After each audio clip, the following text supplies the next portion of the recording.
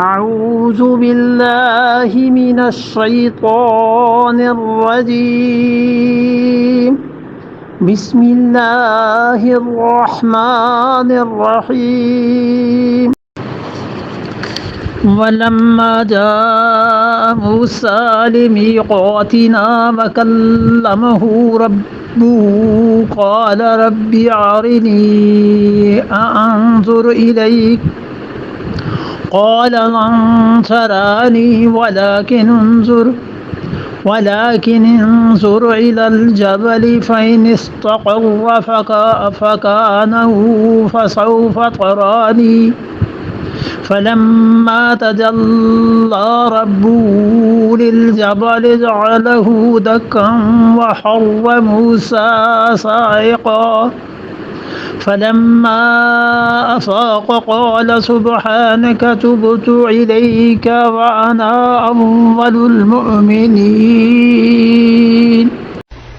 ولما جاء موسیٰ، اور جب حضرت موسیٰ علیہ السلام آئے لمیقاتنا، ہماری ملاقات کے لیے، اللہ تعالیٰ کی ہاں حاضری کے لیے، لمیقاتنا وقت پر آئے۔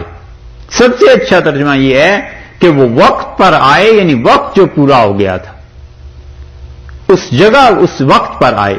وَكَلَّمَهُ، اور ان سے کلام کیا، ربہ، ان کے پروردگار۔ یہ دوسری مرتبہ اللہ تعالیٰ نے ان سے کلام کیا ہے۔ پہلا کلام تو ہوا تھا وہ جب انہوں نے درخت دیکھا تھا کہ میں جا کے وہاں سے آگ لے آتا ہوں، جب انہیں رسالت دی گئی تھی، نبوت۔ اور یہ دوسرا مقام ہے جس مقام پہ اللہ تعالیٰ سے ہم کلامی کا شرف انہیں نصیب ہوا۔ قال رب ارنی، انہوں نے کہا اپنے پروردگار سے، رب ارنی، اے رب تو مجھ کو دکھا اپنی ذات پاک، انظر الیک، کہ میں تجھ کو دیکھوں۔ بڑا نازک مقام۔ انہوں نے کہا اے پروردگار مجھے دکھا تاکہ میں تجھ کو دیکھوں۔ یہ ہے جو انہوں نے تمنا کی، اور حق تعالی شانہ سے اس کی ذات پاک کو دیکھنے کے لیے بات فرمائی کہ میں دیکھنا چاہتا ہوں۔ قال لن ترانی، اللہ تعالی نے یہ فرمایا کہ لن ترانی، تو مجھ کو ہرگز نہیں دیکھے گا۔ یہ نہیں اللہ نے کہا کہ لن ارا، میں دیکھا نہیں جا سکتا۔ جو کچھ بظاہر سمجھ میں آتا ہے وہ تو یہ کہ میں دیکھا نہیں جا سکتا، مجھے کوئی نہیں دیکھ سکتا، لیکن اللہ نے یہ کہا ہی نہیں۔ اللہ تعالیٰ نے فرمایا کہ تو مجھ کو ہرگز نہ دیکھے گا۔ یہ دلیل ہے اہل سنت کی کہ وہ کہتے ہیں کہ اللہ تعالیٰ کو دیکھا جا سکتا ہے،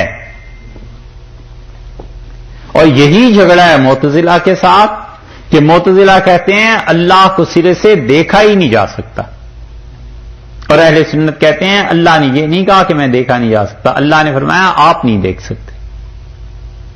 کوئی بھی وجہ ہو سکتی ہے، بڑی موٹی سی وجہ تو یہ ہے کہ اس دنیا میں لوگ مجھے نہیں دیکھ سکتے، کیونکہ محدود نظر ہے، انسانوں کے قوا اور حواس محدود ہیں، نہیں دیکھ سکتے۔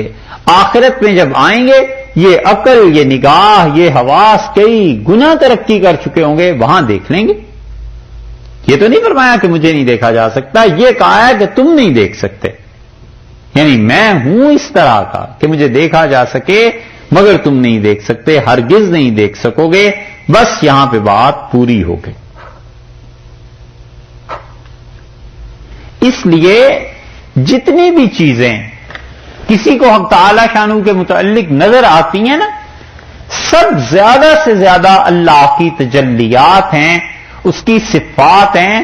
ذات پاک اللہ کی بہت دور اور بلند و بالا ہے اس سے کہ کوئی انسان دنیا کی اس زندگی میں اسے دیکھے، خواب میں دیکھے، کسی طرح بھی دیکھے، اللہ کی تجلیات کو دیکھتا ہے۔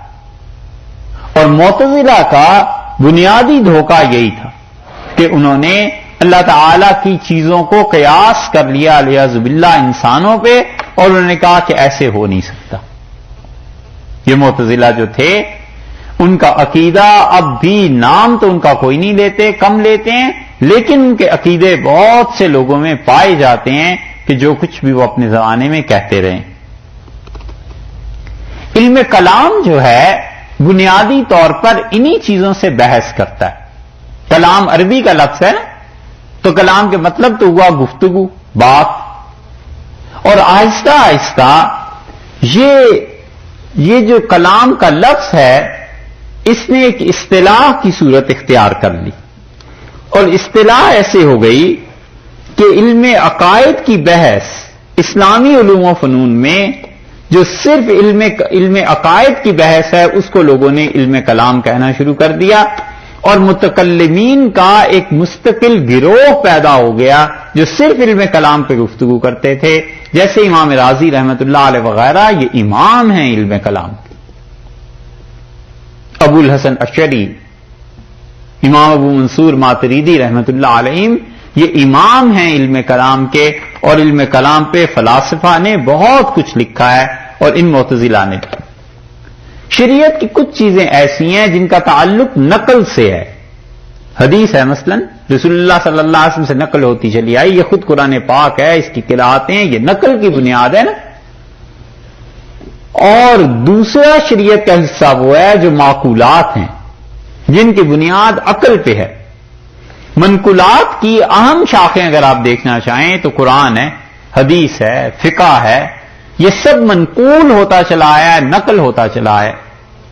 اور اگر آپ معقولات کو اور منقولات میں نقل میں اصل سرچشمہ جو ہے علم کا وہ سارا نقل کرنا ہے، اور معقولات میں علم کلام آ جاتا ہے اور اس کی بنیاد عقل بن جاتی. اور عقل کے اعتبار سے منطق، فلسفہ، یہ جو علوم ہے یہ معقولات کے خانے میں چلے جاتے ہیں، منقولات سے نکل جاتے ہیں. اب منقولات کا جو خانہ ہے یہ علم کلام کا، اس میں عقل پہ بہت زور دیتے ہیں، اور اتنا زیادہ زور دیتے ہیں کہ یہ جو منقولات ہیں قرآن، حدیث، فقہ، اس کو ثابت کرنے کے لیے عقل سے جب کام لیا جائے، معقولات کے شعبے کو استعمال کیا جائے کہ منقولات کا اس بات کیا جا سکے، تو اس کلام کو کہتے ہیں علم کلام. سمجھے کہ دین کے دو شعبے ہو گئے علوم کے، ایک منقولات ہیں، نقل ہوتا ہے قرآن، حدیث، فقہ، دوسرا ہو گیا عقل کا معاملہ.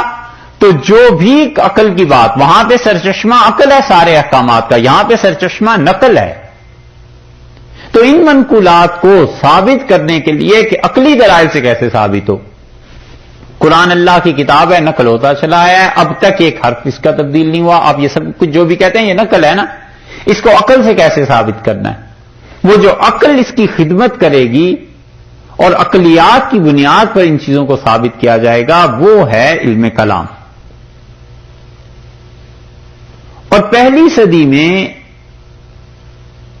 منقولات ہی تھی. صحابہ رضی اللہ عنہ نے جو کچھ سنا اس پہ عمل کر لیا، یہ پڑھ لیا کہ اتنی مصیبتیں، اتنی آزمائشیں آئی ہیں انبیاء علیہ السلام پہ، بس ٹھیک ہے اسے مان لیا. یہ پڑھ لیا صحابہ رضی اللہ عنہ نے کہ معجزات آئے تھے، مان لیا.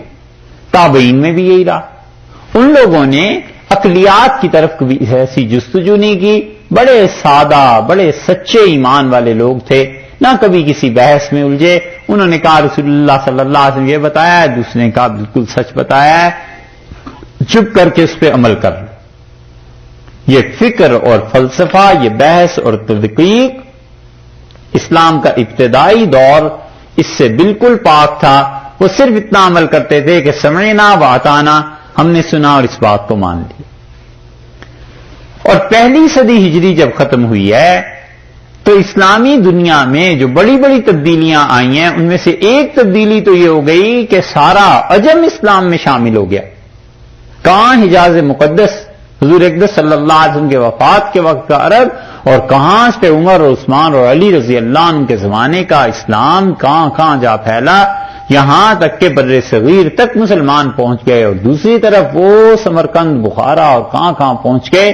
اب یہ جب مذہب کا دائرہ وسیع ہوا تو یہودی، عیسائی، زرتشت کے ماننے والے، مجوسی، یہ سب آہستہ آہستہ حلقہ اسلام میں آئے. تو ان کی فکر اور سوچ چونکہ یونانی فلسفے سے متاثر تھی اور یونانی فلسفے کے یہ ہلے ہوئے تھے، انہوں نے آ کر اسلام میں اس فلسفیانہ مزاج کو دخل دیا ہے اور انہوں نے معقولات کے پہ بحث کرنا شروع کی کہ اچھا اللہ نے کہا ہے کہ اللہ تعالیٰ عرش پر غالب ہوا تو یہ اللہ کا غلبہ کیسا ہے؟ اللہ تعالیٰ نے کہا ہے کہ اس کے دونوں ہاتھ کھلے ہیں تو اللہ کا ہاتھ کیسا ہے؟ صحابہ رضی اللہ عنہ ایسی باتیں نہیں کرتے تھے. وہ کہتے تھے جو آ گیا ہے بس بالکل ٹھیک ہے، اور ان کی اپروچ صحیح اللہ تک تھی، بالکل سادہ اللہ کے نیک بندے، اللہ تک پہنچنے والے. اور یہ فکر جو فلسفے کی شروع ہوئی ہے یہ دوسری صدی میں آ کر یہ چیزیں سامنے آئیں. راسخ العقیدہ مسلمان جو تھے وہ اس سادگی کے مزاج کو ایسے ہی برقرار رکھنا چاہتے تھے کہ بالکل ایسے ہی رہے، لیکن جو فلسفیانہ رنگ غالب آیا ہوتے ہوتے اس سے مستقل ایک مسئلہ پیدا ہو گیا اور وہ تھے معتزلہ. اور ایسے فرقے بن گئے جنہوں نے کہا کہ ہمیں اس کی جدید تعبیر بتاؤ. ایسے فرقے بن گئے کہ جنہوں نے کہا کہ جناب یہ جتنے بھی عقائد ہیں ان عقائد کی کوئی عقلی توجیہ ہونی چاہیے، عقلاً ہمیں سمجھاؤ کہ عقیدہ کیا ہے. اللہ تعالی کی ذات کے بارے میں، شفاعت کے بارے میں، جنت اور جہنم کے بارے میں، یہ سب چیزیں عقلاً ثابت کرو. یہ علم کلام بنا. اور علم کلام میں 4 صدیاں 3 صدیاں جس فرقے نے گزاری ہیں اپنے غلبے کے ساتھ یہ معتزلہ تھے. اور یہ ہر بات کو علم کلام پہ لے آتے تھے اور علم کلام کے ذریعے ان چیزوں کو ثابت کرنے کی کوشش کرتے تھے. نتیجہ یہ نکلا کہ انہوں نے اللہ تعالی کی صفات تک کا بعض جگہ پر انکار کر دی. اور انہوں نے کہا کہ اللہ کی صفات اس کی ذات کے علاوہ کوئی وجود نہیں رکھتی. اسی لیے وہ کہتے تھے کہ قادر بذاتہ ہی، اللہ کی ذات جو قدرت رکھتی ہے یہ قدرت خود اس میں شامل ہے. اللہ کی صفت قدرت اس سے الگ کوئی چیز نہیں.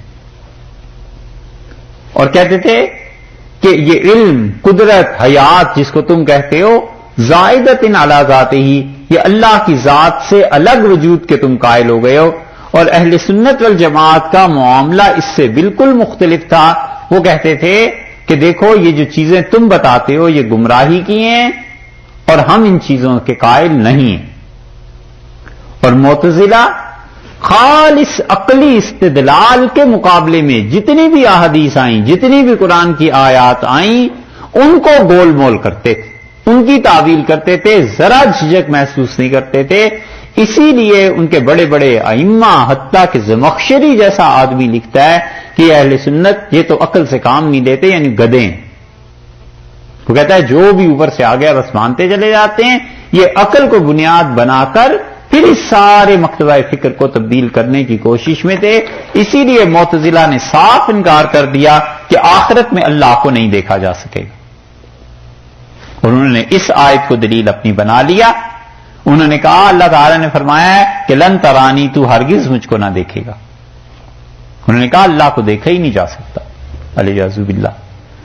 قبر کے عذاب کا اسی لیے معتزلہ نے انکار کر دیا. کہا قبر کا عذاب کوئی چیز نہیں کیونکہ عقل سے ثابت نہیں ہوتا. اب بھی ایسے آپ کو مل جائیں گے جو قبر کے عذاب کو نہیں مانتے. اور انہی سے زیدیہ شیعہ بھی متاثر ہوئے. اب تو شیعوں کو بھی اپنے عقیدے کا پتہ نہیں چلتا.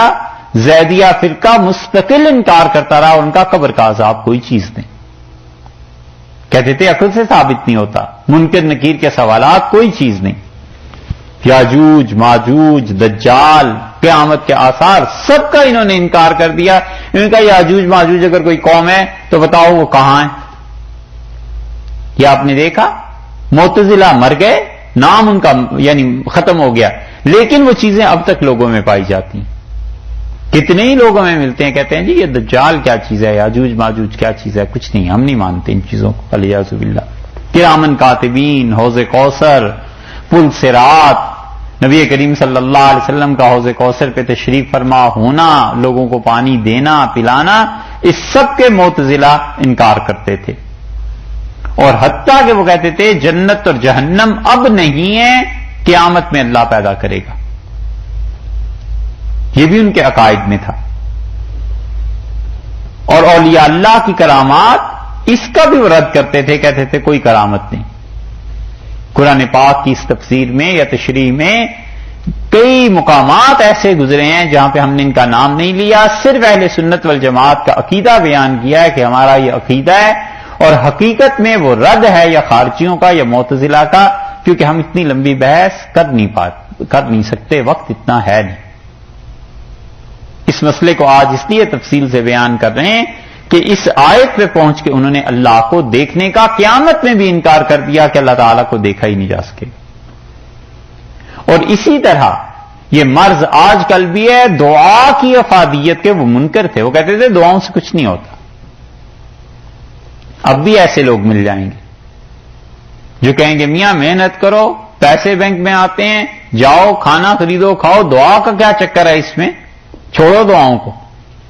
یہ معتزلہ کا عقیدہ تھا، اور اسی وجہ سے وہ جنات کا بھی انکار کر گئے. اب بھی ایسے ملتے ہیں یا نہیں ملتے جو کہتے ہیں جی جنوں کو دکھائیے، یہ جن سارے ادھر مڈل ایسٹ میں اور ادھر ہی کیوں پائے جاتے ہیں، سب کانٹیننٹ میں، انگلینڈ میں، امریکہ میں کیوں نہیں جنات ہوتے. یہ معتزلہ کا عقیدہ تھا، اہل سنت کا نہیں. یہ معتزلہ ان ساری چیزوں کا انکار کرتے رہے، اور وہ کہتے تھے کہ آیات جو قرآن پاک کی ہیں اور حدیثیں جو آئی ہیں ان کو اس میں کچھ ترمیم اضافہ کچھ ایسی چیزیں کرو، عقل کو اپنی جگہ پر رہنے دو. ان کے مقابلے میں جو بڑی ہستی آئی ہے اور جو سب سے بڑے معتزلہ کے وکیل تھے پہلے زمانے میں، وہ امام ابو الحسن اشعری رحمۃ اللہ علیہ تھے. اور ابو علی جبائی جو امام تھے معتزلہ کے، اور معتزلہ کے ایسے امام تھے کہ وہ ہلنے نہیں دیتے تھے کسی کو، اتنے زبردست دلائل دیتے تھے. ان کے یہ سوتیلے بیٹے تھے، اور ابو علی جبائی اور یہ لوگ سب کہتے تھے کہ ابو علی اگر مر بھی گیا تو اس کا جانشین یہ آ گئے ہیں ابو الحسن. اور ابو الحسن اشعری رحمۃ اللہ علیہ کا حال واقعی ایسا تھا، 40 برس کی عمر تک کہ وہ جس علم کے مسئلے کو لیتے تھے، اہل سنت والجماعت یا محدثین جو بیچارے اس کے سامنے ہوتے تھے دھجیاں اڑا دیتے. اور آخر یہ تاریخ کا قصہ ہے، تاریخ جہاں بھی بیان کی ہے اس میں آیا ہوا ہے، آخر انہوں نے اللہ نے انہیں ہدایت دی، اور ابو الحسن اشعری رحمۃ اللہ علیہ نے معتزلہ کا رد کیا، اور انہوں نے کتاب، سنت، احادیث اور عقل کا اس میں مزاج، عقل کو ملا کر انہوں نے اس معتزلہ کو سمجھایا. اور یہ اتنی بڑی تبدیلی آ گئی عالم اسلام میں کہ ابو الحسن اشعری رحمۃ اللہ علیہ نے جو عقیدہ دیا لوگوں نے وہ عقیدہ اپنایا، اور معتزلہ اتنے بڑھ گئے تھے کہ یہ مامون الرشید معتزلی تھا. حالانکہ مامون نے حدیث پڑھی تھی امام مالک رحمۃ اللہ علیہ سے، اور مامون نے فقہ پڑھی تھی امام محمد رحمۃ اللہ علیہ سے. اور یہ تاریخ کا بہت بڑا انکشاف ہے کہ کئی لوگ فقہ میں پیروی امام ابو حنیفہ رحمۃ اللہ علیہ کی کرتے تھے 3 صدی میں، اور عقیدے کے اعتبار سے وہ معتزلی تھے. اس لیے محدثین جو تھے جن کی براہ راست ٹکر تھی، امام بخاری رحمۃ اللہ علیہ تھے، مسلم تھے، ترمذی تھے، 20 محدثین، اور ان سب کے بادشاہ اور امیر المومنین ان کے سب کے امام احمد ابن حنبل رحمۃ اللہ علیہ تھے.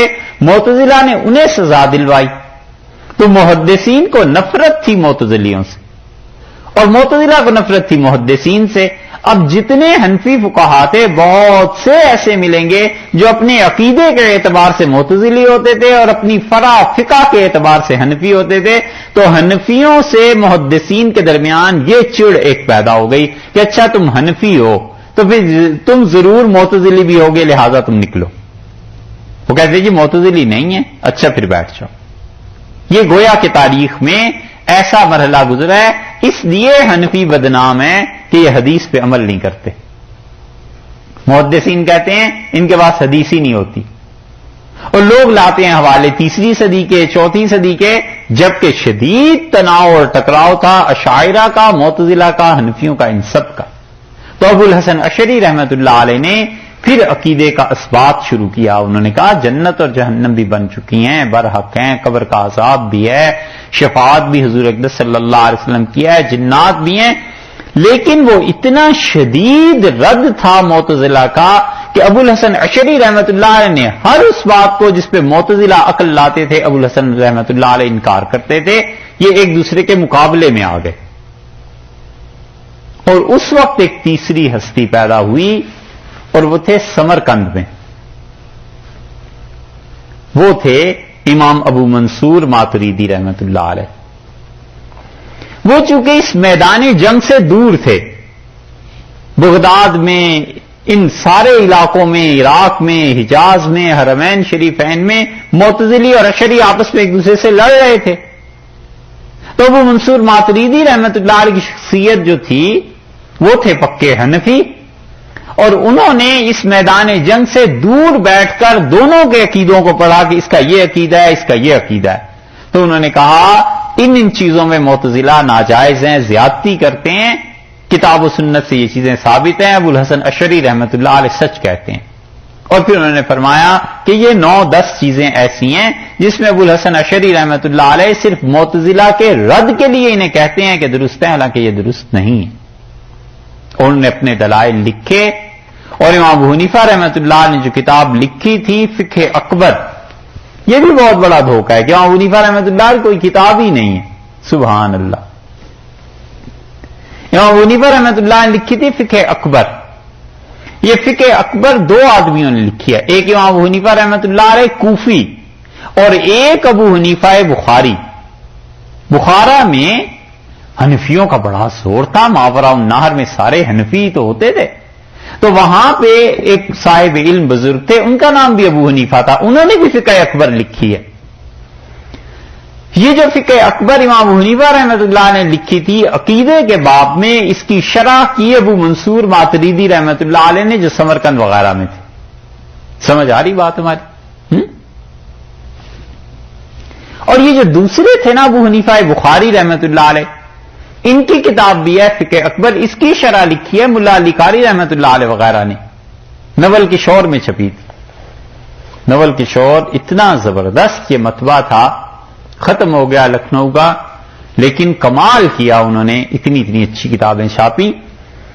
اور یہ جو امام ابو حنیفہ رحمت اللہ علیہ کی فقہ اکبر تھی، جس کی شرح ابو منصور ماتریدی رحمت اللہ نے کی تھی، یہ غالباً پہلی مرتبہ حیدرآباد میں چھپی۔ حیدرآباد میں اتنی وسیع عثمانیہ کی لائبریری اور یہ چیزیں تھیں، وہاں سب سے پہلی مرتبہ آئی سامنے، غالباً ہمارا اب تک کا خیال یہی ہے کہ چھپی وہاں ہے، دنیا میں کئی نسخے تھے لیکن وہاں کا نسخہ چھپا، اور وہاں کے علماء نے بتایا کہ یہ امام ابو حنیفہ رحمت اللہ علیہ کی ہے اور اس کے ساتھ شرح ان کی ہے۔ اس کتاب کا نام تو پہلے بھی ملتا تھا لیکن وہ چھپ گئی تو عام ہو گئی۔ اب 3 گروہ بن گئے، ایک معتزلہ جنہیں اشعری اور ماتریدی دونوں کہتے تھے کہ یہ گمراہ ہے، اور محدثین بھی۔ دوسرا گروہ بن گیا اشعریوں کا، چونکہ امام ابو الحسن اشعری رحمت اللہ علیہ خود شافعی المسلک تھے، شافعیوں کی فقہ پہ عمل کرتے تھے، اور محدثین کی سپورٹ انہیں حاصل تھی، اس لیے محدثین کا بہت بڑا طبقہ اشعری ہوا علم کلام کے اعتبار سے، اور شافعی تو ہوئے ہی ہوئے اشعری۔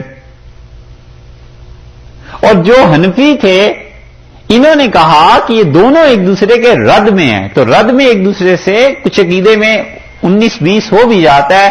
انہوں نے کہا ہم ابو منصور ماتریدی رحمت اللہ علیہ کی پیروی کریں گے، اس لیے یہ کہتے ہیں کہ ہم مسلمان ہیں، یعنی یہودیت، عیسائیت اور ہندو مت، سکھ مت، ان سب میں سے ہم نے اپنے لیے اسلام کو اپنا دین چنا کہ ہم مسلمان ہیں، اور فقہ کے اعتبار سے ہم حنفی ہیں کہ چاروں ائمہ میں سے امام ابو حنیفہ رحمت اللہ کی فقہ پہ عمل کرتے ہیں، اور علم کلام کے اعتبار سے ہم ماتریدی ہیں، یعنی اشاعرہ، معتزلہ، ماتریدیہ، ان سب میں ہم ماتریدی عقیدہ رکھتے ہیں اور ماتریدی۔ اب سمجھے ہیں؟ اچھا، اس کو ایک بار آپ سن لیجئے اور ٹھیک ہے، پھر نہ سمجھ آئے میں پھر دوبارہ کہہ دوں. تو جتنے یہ پرانے حضرات ملیں گے نا وہ لکھتے ہیں کہ میں عقیدے کے اعتبار سے حنفی ماتریدی ہوں. حتیٰ کہ حنفی ماتریدی ہوا کرتے تھے، یہ تو اب پچھلے کچھ عرصے سے چلی ہے. حنفی بھی ہوں اور اشعری بھی ہوں، ہمیں تو تعجب بھی ہوتا ہے پڑھ کے. اگر نہ حنفی ہمیشہ ماتریدی رہے ہیں اور امام ابو منصور ماتریدی رحمت اللہ علیہ اب تک اتنی عمر ہو گئی، ہم نے کئی بار چاہا کہ کہیں ان کی زندگی کا پتہ چل جائے، 2-4 سطریں ہی ملتی ہیں، باقی کچھ پتہ نہیں چلتا یہ آدمی کون تھا اتنا بڑا. گم ہو گئے تاریخ میں اور تاریخ کو پتہ ہی نہیں ہے کہ یہ آدمی کون تھا. لیکن اتنے بڑے آدمی تھے کہ سارے حنفیوں نے ماتریدی ہونے کے عقیدے کو اپنایا. یہ ہے وہ چیز جو ان حضرات میں اختلاف کی باعث بنتی رہی. تو علم کلام کا موضوع جو ہے وہ عقائد ہیں. علم کلام جو ہے وہ عقیدے پر بحث کرتا ہے اور اس میں فلسفے کا رنگ غالب. اور علم کلام کا مقصد گمراہ فرقوں کے شکوک اور شبہات کا ازالہ کرنا ہے. اور علم کلام میں عبادات نہیں آتے، معاملات نہیں آتے. علم کلام صرف عقیدے سے بحث کرتا ہے. اور متکلمین میں اسی لیے پرانی تفسیریں اور یہ چیزیں جب آپ پڑھیں گے تو یہ چیزیں آپ کو نظر آئیں گی کہ ماتریدی اور اشعریوں میں کیا اختلاف ہے. مثلا اشاعرہ کہتے ہیں کہ کسی بھی چیز کا اچھا یا برا ہونا آپ عقل سے ثابت نہیں کریں گے. جو کچھ بھی آ گیا ہے نا حدیث میں کتاب و سنت میں بس آپ سے مانیں. عقل کے ذریعے کیا ہی نہیں جا سکتا، کیونکہ معتزلہ کہتے تھے کہ عقل کے ذریعے کریں گے، کتاب و سنت کو نہیں. کتاب و سنت میں تعویل کرو، اس کا کچھ اور معنی لے لو، لیکن عقل اثر ہے. اشاعرہ نے کہا عقل کی کوئی حیثیت نہیں، کتاب و سنت میں جو چیز آ گئی ہے بس وہی اچھا برا ہونے کی دلیل ہے. جسے اللہ نے اچھا کہہ دیا اچھا، اسے اللہ تعالیٰ نے برا کہہ دیا برا. امام ابو منصور ماتریدی رحمت اللہ تک جب بات پہنچی تو انہوں نے کہا بالکل ایسے نہیں ہے، ہم شریعت کو بھی مانتے ہیں اور عقل کے ذریعے بھی فیصلہ کیا جا سکتا ہے کہ کون سی چیز اچھی ہے کون سی چیز بری ہے. ان کا دونوں کا اپنا اپنا مقام ہے، کیا ضرورت ہے اتنی شدت سے دونوں چیزوں کی نفی کرنے کی. تو یہاں پہ یہ اشاعرہ سے الگ ہو گئے ماترید.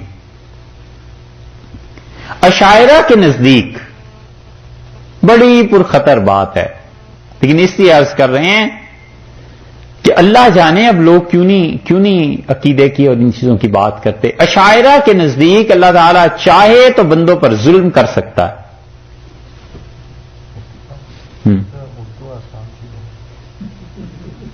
اردو آسان بولیں ہیں. امام ابو الحسن اشعری ایک قبیلہ تھا یمن میں.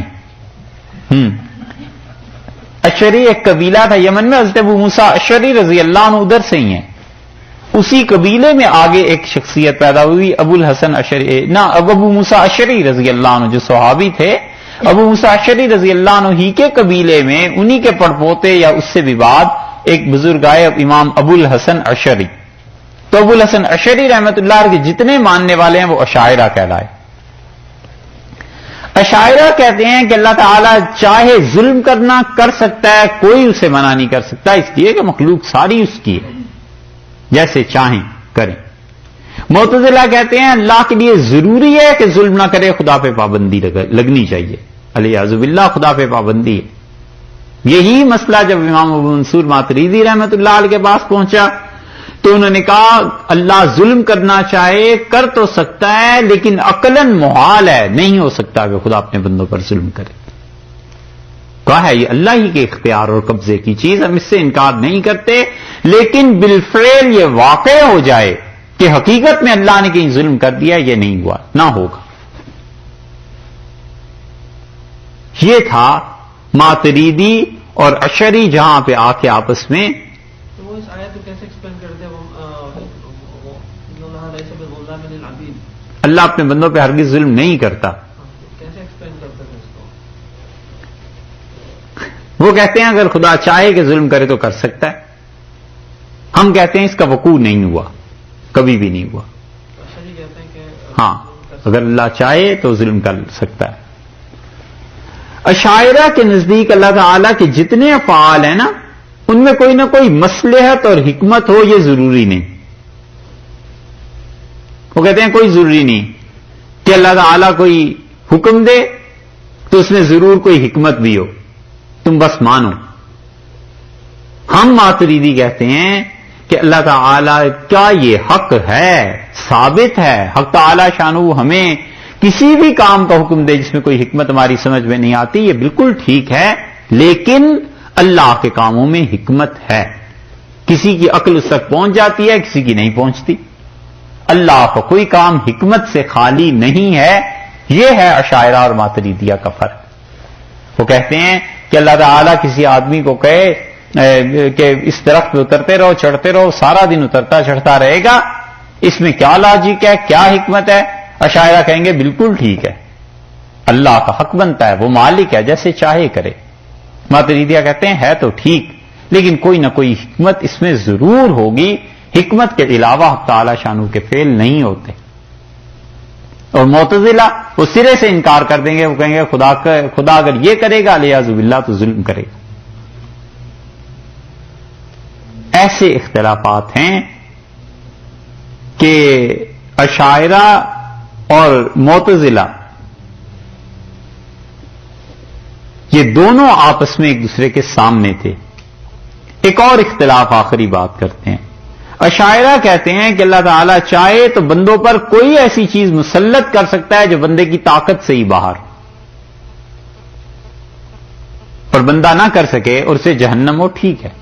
ماتریدیہ کہتے ہیں نہیں، اللہ تعالیٰ یہ محال ہے کہ کوئی بھی کام بندے کو وہ حکم دے جو بندہ کر نہیں سکتا۔ لا یکلف اللہ نفسا الا وسعها، یہ ہے ماتریدیہ کا مسلک، اور یہ حنفی ماتریدی اسی لیے سارے تھے۔ تو اشاعرہ یہ معتزلہ کی رد میں یہ عقیدہ رکھتے ہیں؟ اشاعرہ کی چونکہ براہ راست ٹکر تھی پورے حجاز مقدس میں، گرد و نواح میں، عراق، یمن، مصر، شام، اردن، یہ سارے علاقے چونکہ ٹکر کی زد میں تھے نا، اس لیے جو کچھ وہاں آتا تھا معتزلہ کے مقابلے میں کہتے تھے اس کی 100% نفی کر دو۔ اور یہ تھے ایک طرف ابو منصور ماتریدی رحمت اللہ علیہ، ان کے ہاں تو معتزلہ کا غلبہ نہیں تھا، جو تھا بھی کم تھا، تو انہوں نے عقیدے کی بحث میں یہ چیزیں نقل کی۔ اس کی کچھ تفصیل الکلام میں شبلی نعمانی نے بھی دی ہے۔ اس لیے ہم کہتے ہیں کہ ہم عقیدے کے اعتبار سے علم کلام میں ماتریدی ہیں، اور فقہ کے اعتبار سے ہم حنفی ہیں، اور اپنے دین کے اعتبار سے مسلمان ہیں۔ سمجھے؟ اور اتنا کال پڑ گیا ہے کہ اب آپ اسے سن لیجئے، اور اللہ کرے آپ زندگی میں کبھی اسے دوبارہ بھی سنیں، لیکن امید نہیں ہے کہ آئندہ کوئی اس چیز کو بھی بیان کرے۔ صحیح ہے؟ کیا مطلب؟ کیا کہیے؟ اس لیے کہہ رہے ہیں کہ اب لوگ بیان ہی نہ کرتے، علم کا زمانہ ہی اٹھ گیا، علم رہا ہی نہیں نا۔ اب آپ آج سن رہے ہیں، 10 سال بعد بھی اگر یہ تشریحات کہیں سنیں تو بتائیے گا جی فلاں جگہ گئے تھے، فلاں جگہ سے یہ تشریحات سننے کو ملی۔ ہمارا تجربہ ایسا ہی ہے اب تک تو، کہ امت میں یہ چیزیں ہی ختم ہو گئیں۔ نام سننے کو ملتا ہے اشعری ماتریدی، لیکن کبھی وہ بھی اس لیے ملتا ہوگا کہ آپ اس چیز میں انٹرسٹ ہوگا آپ کا، پڑھتے ہوں گے، ادروائز عام لوگ کہاں بیان کرتے ہیں اس چیز کو، یا جمعے میں یا خطبے میں یا تقریر میں یا کوئی بھی اپنے عقیدے کے متعلق بات ہی نہیں کرتے۔ اس لیے ہم کہتے ہیں کہ شاید آخری بار ہی سننا ہو، کہ مطلب لوگ نہیں بات ہی نہیں کرتے۔ حتیٰ کہ نماز کے مسائل ہیں، اتنی اہم چیز ہے، یہ مسائل آپ سن لیجئے، پھر اس کے بعد زندگی بھر دیکھتے رہیے کہ کہاں پہ یہ مسائل بیان ہوتے ہیں، کوئی نہیں کرتا۔ اور سیاست پہ بات کروا لو، یہودیوں پہ لعنت، عیسائیوں پہ لعنت، فلاں پہ لعنت، فلاں ملک ایسا، یہ بالکل مسلمانوں کے فیوریٹ ٹاپکس ہو گئے ہیں۔ اور پورے شہر میں گھوم جائیے اور علماء سے کہیے کہ اشاعرہ ماتریدیہ میں کیا فرق تھا صاحب، یہ جاننا چاہتا ہوں، بس خال خال کوئی ہو تو ہو، ادروائز چھٹی۔ یہ ہے وہ چیز کہ معتزلہ کہتے ہیں اللہ کو قیامت میں بھی نہیں دیکھا جائے گا، اہل سنت والجماعت نے شدت سے اس کا رد کیا ہے، اور ہمارے عقیدے میں یہ بات شامل ہے کہ اللہ تعالیٰ کی زیارت قیامت میں رویت اس کی ہوگی، اور وہ محض اپنے فضل و کرم سے اسے نصیب فرمائے۔ قال لن ترانی، اللہ تعالیٰ نے فرمایا آپ ہرگز نہیں دیکھ سکتے۔ یہ تو نہیں کہا اللہ نے کہ مجھے دیکھا نہیں جا سکتا، اللہ نے فرمایا آپ نہیں دیکھ سکتے، ولکن انظر، یہاں تک بات پوری ہوگی کہ آپ نہیں دیکھ سکتے۔ ٹھیک، آگے بات کی ہے کہ دیکھو مثال سے سمجھاتے ہیں تمہیں، محبت تو اللہ تعالیٰ کو بہت ہے نا اس موسیٰ علیہ الصلوۃ والسلام سے، تو انہیں مثال سے سمجھاتے ہیں، اور فرمایا کہ ولکن، اور لیکن دیکھ، انظر الی الجبل، پہاڑ کی طرف دیکھتا رہ، فإن استقر، اگر یہ پہاڑ ٹھہرا، مکانہ اپنی جگہ پر، فسوف ترانی، تو تو آگے کو مجھے دیکھ لے گا۔ اگر یہ پہاڑ اپنی جگہ پر قائم رہا تو تم ضرور مجھے دیکھ لو گے، میری تجلیات یہ پہاڑ برداشت نہیں کر سکتا، جس میں اتنی قوت، صلابت، سختی اور سب چیزیں ہیں، یہ نہیں اس کو برداشت کر سکے گا، تو دیکھتا رہ۔ اور رسول اللہ صلی اللہ علیہ وسلم فرمایا اللہ تعالیٰ نے اپنی تجلیات میں سے آپ نے اپنی اس انگلی پہ انگوٹھا رکھا، اور آپ نے فرمایا اس کے آخری سرے پہ لے جا کے کہ اتنی سی خدا کی تجلی پڑی تھی، اور اللہ تعالیٰ نے فرمایا کہ جعلہ دکن، ڈہ کے برابر ہو گیا، ذرہ ذرہ ہو گیا، ریزہ ریزہ وہ پہاڑ ہو گیا۔ وخر موسیٰ، اور اس نے موسیٰ علیہ الصلوۃ والسلام گر پڑے، صاعقا، بے ہوش ہو کر۔ یہ بے ہوشی اس نے موسیٰ علیہ الصلوۃ والسلام کی اس وجہ سے نہیں ہے کہ خدا کی تجلیات تھی، خدا کی تجلیات تو وہ پہاڑ پر پڑ رہی تھی، یہ منظر ایسا تھا، یہ مقام ایسا تھا، وہ واقعہ ایسا تھا جس وجہ سے اس نے موسیٰ علیہ الصلوۃ والسلام بے ہوش ہو گئے، وگرنہ اللہ کی ذات پاک اس کی ایسی تجلیات پڑ جاتی تو سیدنا موسیٰ علیہ الصلوۃ والسلام جسم مبارک کا کیا ہوتا۔ اس لیے مفسرین نے تصریح کی ہے کہ وہ کہتے ہیں یہ گرنا جو تھا یہ واقعے کی وجہ سے ہوا ہے، اللہ تعالی کی تجلیات جو پڑی ہیں اس وجہ سے نہیں۔ سمجھے؟ یہ وہ چیز ہے جو صوفیہ کا میدان ہے۔ اس لیے جس کسی کو بھی اللہ تعالی کے متعلق کوئی بھی چیز حاصل ہوتی ہے اس ذات پاک کی نہیں ہے، اس کی صفات ہیں، بس اس تک ہے، اس سے زیادہ کسی کے پاس کچھ نہیں۔ ہم ماتریدیوں کا یہ مسلک ہے کہ اللہ کی ذات پاک، اس کی صفات نہ اس کی ذات کا حصہ ہیں اور نہ اس سے الگ ہیں۔ جیسے دو اور جیسے ایک کا عدد ایون اور آڈ گنے جاتے ہیں نا، اب اس ایک کا طاق ہونا اس کے ساتھ بھی ہے اور اس سے الگ بھی ہے۔ بس اللہ کی ذات پاک کے ساتھ اس کی صفات ایسی ہیں، بڑے سے بڑا فلسفی جس چیز کو محسوس کرتا ہے اور بڑے سے بڑا صوفی جو کچھ خواب میں دیکھتا ہے اور کشف اور الہام میں، اور کسی بھی آدمی کو جو کچھ سنگن ہوتی ہے وہ صرف اللہ تعالی شانہ کی صفات کا معاملہ ہے، ذات تو بہت دور کی بات ہے، وہ تو قیامت میں ہی ایسی چیزیں سامنے آئیں گی۔ بیعت جو لوگ کرتے تھے، تزکیہ اور سلوک جو تھا، اس تزکیہ اور سلوک کے اسباق ہیں، یہ نہیں ہے جو لوگوں نے آج کل کھیل تماشے کی چیزیں بعض جگہوں پہ بنا لی ہیں۔ ہمارے مشائخ جب بیعت کرتے تھے تو بیعت کرنے کے بعد وہ بتاتے تھے کہ یہ تسبیحات پڑھو، ان تسبیحات کا سلوک سے، تزکیے سے کوئی تعلق نہیں تھا، وہ تو صرف ایک آدمی کو پابند کرنے کے لیے تھی کہ دیکھیں یہ آدمی کتنا پابند رہتا ہے۔ اس کے بعد وہ سبق دیتے تھے سلوک کا کہ یوں اللہ کو یاد کرنا ہے، پھر دوسرا، تیسرا، چوتھا، اپنے اپنے سلسلے کے مطابق وہ اسباق دیتے تھے اور تصریح کرتے تھے کہ یہ چیزیں سنت سے ثابت نہیں ہیں، محض علاج کے لیے ہیں، کہ یہ نہ سمجھنا کہ شریعت یہ ہے، وگرنہ بدعت ہو جائے گی، گناہ ملے گا۔ اور جب اللہ تعالی کے ذکر کا یہ طریقہ ختم ہوتا تھا اسم کا، اللہ کے نام لینے کا، تو پھر وہ کہتے تھے کہ اب اسم سے ہٹو اور مسمى اللہ کی ذات کی طرف چلو. پھر وہ کراتے تھے مراقبات، اور وہ جو مراقبات ہوا کرتے ہیں وہ ہے اصل اس چیز کی، حتیٰ کہ انتہا پہ اللہ کی ذات پاک کا مراقبہ وہ کراتے تھے.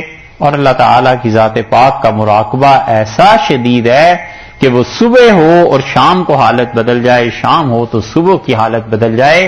اللہ کی تجلیات اس مقام پہ پہنچ کے کسی سالک کو محسوس ہوتی ہیں اور اس کی زندگی میں اتنی شدید تبدیلیاں آ جاتی ہیں کہ تزکیہ وہ ایسا ہو جاتا ہے کہ صبح اگر ناپاک تھا تو شام تک پاک ہو گیا، اور ایک تجلی پڑ گئی تو جو کل تک غصہ اس کا قابو میں نہیں آ رہا تھا آج غصے کا نشان مٹ گیا. یہ اللہ تعالی کی صفات کی تجلیات پڑتی.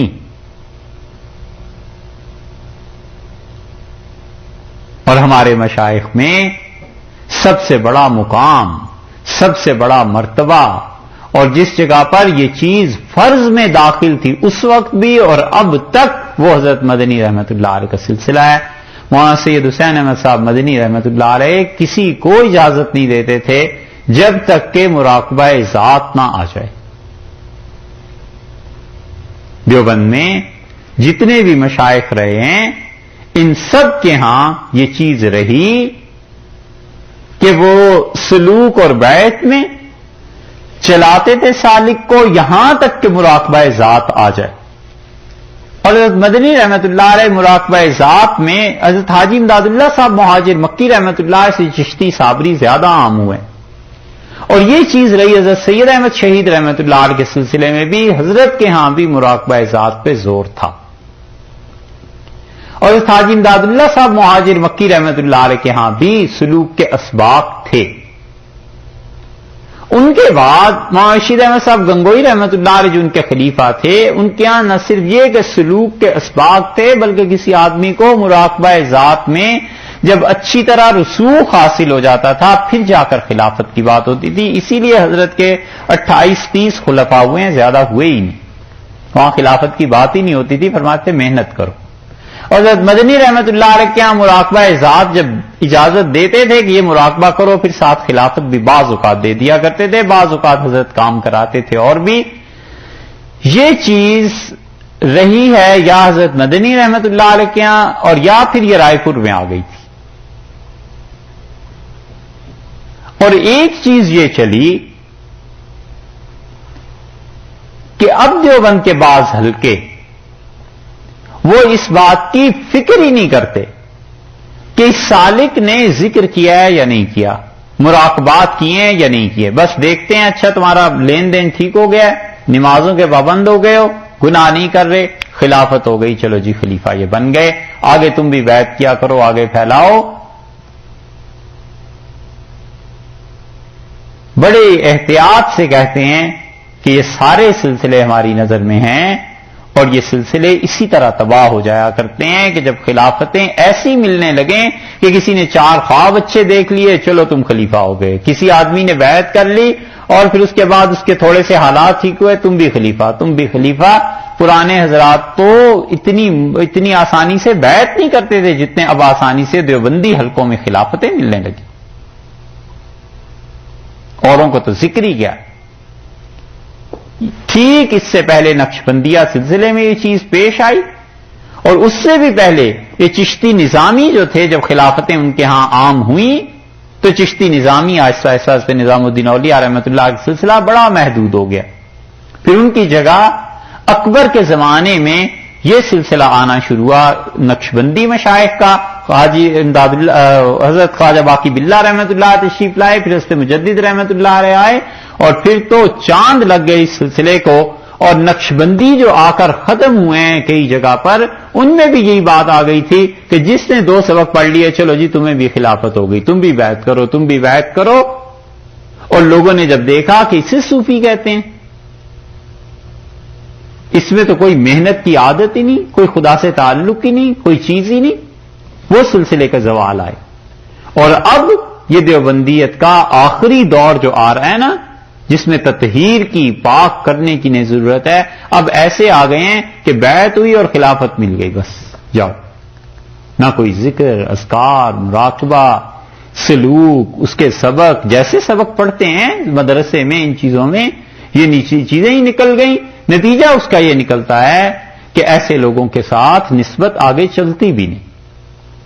اللہ کا بھی ایک نظام، یہ اس لیے عرض کر رہے ہیں کہ کہیں پہ بیعت اور تعلق اور یہ سلسلہ اور یہ چیزیں ہوں تو آپ کو نہ پتا ہوگا ان چیزوں کا. ان باتوں کو دیکھ لینا چاہیے کہ وہاں کہاں تک چیزیں پہنچتی ہیں. اب تک حضرت مولانا حسین احمد صاحب مدنی رحمۃ اللہ علیہ کا سلسلہ ایسا رہ گیا ہے، یا ان رائے پور میں بھی بعض حضرات کا، شاہ عبد القادر صاحب رائے پوری رحمۃ اللہ علیہ کے یہاں، کہ وہ آخری مراقبے تک بات کراتے ہیں. کہتے ہیں یہاں پہنچ کے وہ کہتے ہیں بس اب زندگی اس میں کھپ جائے گی. سوچ سمجھ کے تعلق جوڑنا چاہیے. اور جو خلافتیں مل جاتی ہیں ایسی آسانی سے، نتیجہ اس کا یہ نکلتا ہے کہ خلیفہ ہے، اس کے باوجود اسے بات کرنے کی تمیز نہیں. خلیفہ ہے، اس کے باوجود اللہ پہ بھروسہ نہیں. وہ بظاہر خلیفہ ہیں حضرت کے، لیکن اسے پتہ ہی نہیں ہے کہ انسانوں کو کیسے سمجھایا جاتا ہے. کسی جملے سے کسی کا دل دکھے گا، کیا چیز ہوگی، ایسی بات کرنی ہے نہیں کرنی، تربیت نہیں ہوتی. بس محض خواب دیکھ لیے 4-5 ساتھ، اپنے شیخ سے کہا، ان کا بالکل ٹھیک ہے. اور اس سے زیادہ دھوکہ یہ کہ رسول اللہ صلی اللہ علیہ وسلم تمہیں خلافت دیں گے، مدینہ منورہ سے خلافت آتی ہے، اور تربیت کچھ نہیں. تو عقیدہ بھی خراب اور اعمال وہ اس سے زیادہ خراب. عقیدے میں بدعات، اعمال میں بدعات، اور تذکرہ صوفیوں کا اور ایسی چیز. جی مراقبے کا جو ہے اس کی کیفیت وغیرہ کیا ہوتی ہے؟ کہ اس سے پہلے ہی میں نے سنا ہے کہ جیسے ایون دوسرے جیسے بدھ مت میں بھی جو ان کے منکس ہوتے ہیں، سب سے پہلے جو ان کا مراقبہ کرایا جاتا ہے کہ اپنی سانس کے وہ کہ جو بریدنگ ہو رہی ہے نا، تو اس کے اویئر ہو جائیں وہ. تو مراقبہ مطلب اگر 2-4 منٹ آپ بتا سکتے ہیں کہ کیا ہوتا ہے؟ کیا ضرور 2-4 منٹ کیا 2-4 گھنٹے بتاؤں. اگر مجھے خود بھی پتا ہو کہ مراقبہ کیا چیز ہے تو بتاؤں. یہ صرف سنی ہیں چیزیں بزرگوں سے، یار یہ ذکر کی. مراقبہ تو جو کرتے ہیں انہیں پتا ہوتا ہے. وہ ایک کیفیت ہے، خدا کی کوئی خاص صفات میں سے کسی صفت پہ زور دینا، دھیان دینا، اس کی طرف توجہ کرنا، یہ ہے مراقبہ. تو شیخ جو بھی تلقین کرتا ہے کہ اللہ تعالیٰ کی اس صفت پر غور کرو، تو مسلسل جب اس صفت پر غور کرتا رہتا ہے، یہ کیفیت اس پہ طاری ہوتی. اچھا جناب، کہاں پہنچے تھے، کہاں چل پڑے؟ ہاں، تو صوفیوں کو یہ جو مراقبہ ذات میں پہنچ کے بھی جو تجلیات پڑتی ہیں نا، وہ اتنی شدید تجلی ہوتی ہے اللہ کی کہ وہ آدمی کچھ کا کچھ ہو جاتا ہے. اللہ کی صفت علم کی تجلی کسی پہ پڑ جائے تو علم میں اس آدمی کی ٹکر کا آدمی نہیں رہتا.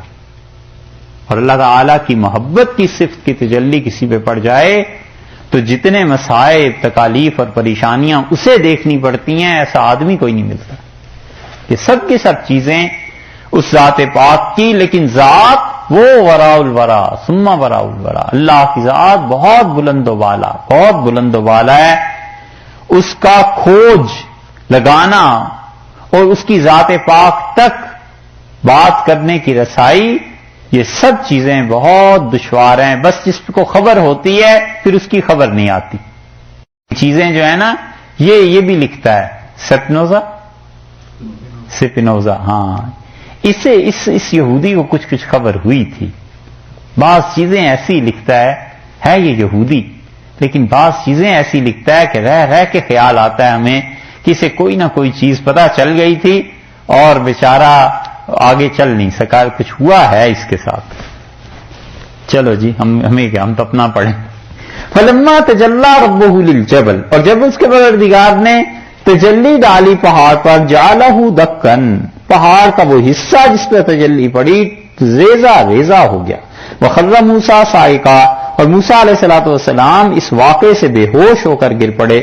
فلما افاقا، اور جب ہوش آیا حضرت موسیٰ علیہ الصلوۃ والسلام چونکے. قال سبحانک، کہنے لگے تیری ذات پاک، تیری ذات اس سے بلند و بالا ہے. تبت الیک، اللہ میں تیری طرف رجوع کرتا ہوں. یہ نہیں ہے کہ کوئی توبہ کر لی تھی، کوئی گناہ ہو گیا تھا، بلکہ اللہ آپ کی طرف رجوع کرتا ہوں. اللہ میں آپ کا وفادار ہوں، اے پروردگار تیری ذات پاک کے ساتھ ہوں.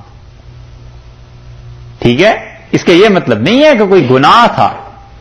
گناہ ہوتا تو انبیاء علیہ الصلوۃ والسلام میں جلیل القدر نبی رسول علیہ الصلوۃ والسلام کبھی ایسی بات کرتے جو ادب کے خلاف ہو جاتی. تبت الیک، اللہ میں آپ کی طرف رجوع کرتا ہوں. وانا اول المومنین، اور اے اللہ میں سب سے پہلے یقین لایا. یہ یقین جو اللہ کی ذات پہ ہونا چاہیے ایسا. تو اللہ تعالی نے فرشتے کے بغیر یہاں خود کلام فرمایا، تو ان کو شوق آیا کہ اللہ تعالی کو دیکھوں بھی. اور یہ دنیا کا وجود پہاڑ کا اللہ تعالی نے بتا دیا، دیکھو یہ برداشت نہیں کر سکا، پہاڑ ریزے ریزے ہو گیا. اسی لیے سے موسیٰ علیہ الصلوۃ والسلام فرماتے ہیں کہ پروردگار میں رجوع کرتا ہوں اور میں سب سے پہلے ایمان لانے والا ہوں.